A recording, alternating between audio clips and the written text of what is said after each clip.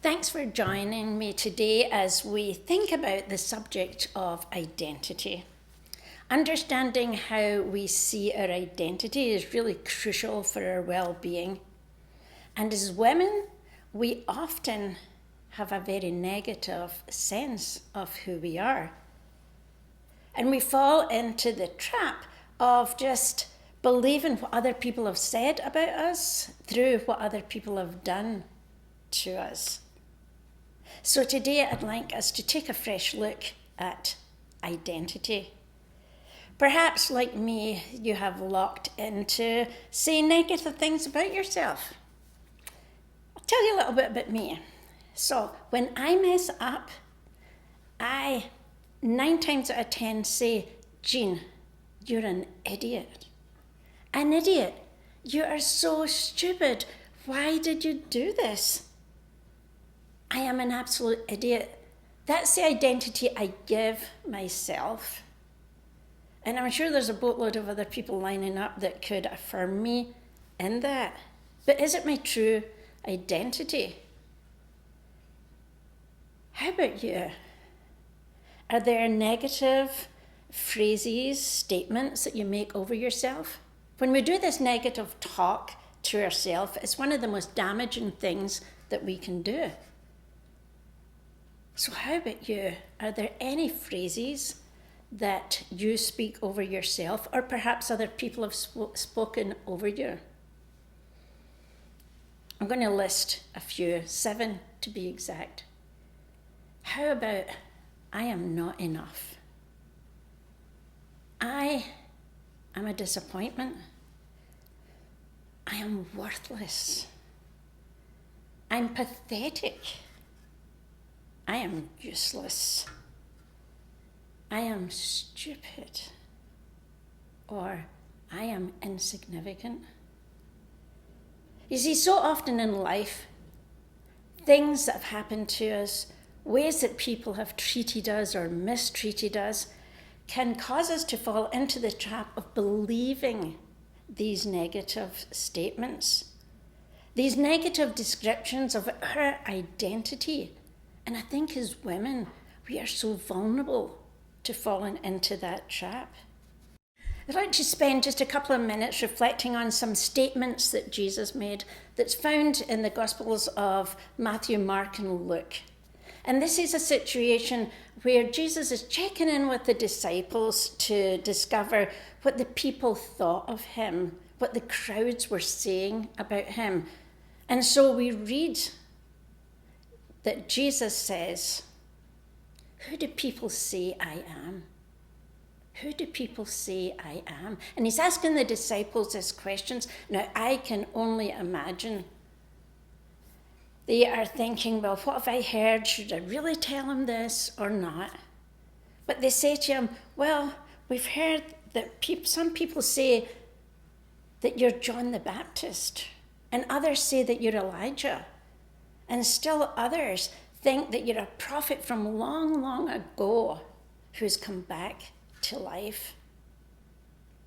And then comes more of a stinger question from Jesus, because he turns to the disciples and he says, who do you say I am? Now, I think there was dead silence in that moment, and everybody was feeling this is a test. This is a test. How am I going to answer that? But all of a sudden, Simon, who became Peter, speaks up and he says, you are the Messiah, the Son of the living God. You see, that was a crucial statement because that was Jesus' actual God-given identity. And it was extremely important that Jesus lived into his God-given identity, because it would have been easy for him to buy into the opinions and criticisms of other people. There's a part in the Bible, you find it at John 6:42, and it's a story of Jesus is in the midst of doing miracles, but there's some folks in the crowd, and I'll read this to you, and they say, is this not Jesus, the son of Joseph, whose father and mother we know? How can he say, I came down from heaven. And then there's the religious leaders, the Roman authorities who cannot stand him and are speaking negatively about him all of the time. And lots of other folk who are not for him. But it was crucial that Jesus lived into his God-given identity. And he did that. And we find this in John's Gospel, where we see the 7 I am statements of Jesus. Him choosing to acknowledge at the core of his being who he is, not what other people say about him. He says, I am the bread of life. I am the light of the world. I am the door or the gate. I am the true vine. I am the good shepherd. I am the resurrection and the life.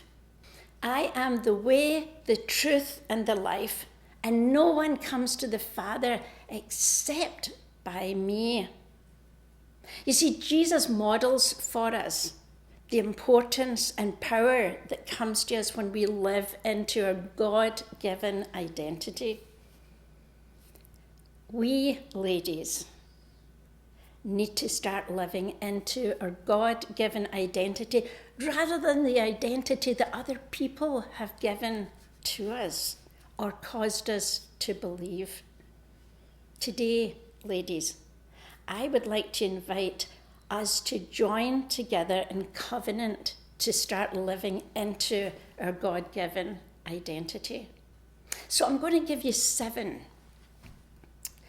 statements for us to start living by, because these statements are our God-given identity.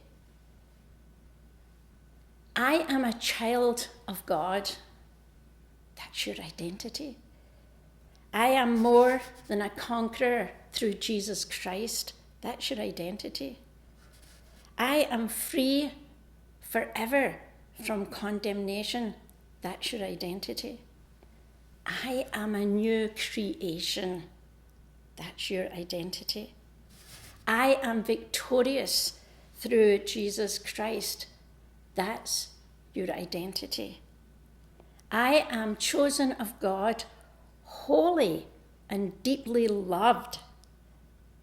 That's your identity. I am capable because I can do all things through Christ. That's your identity.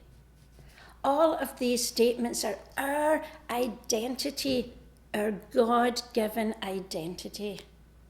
Ladies, can we start living into our God-given identity today?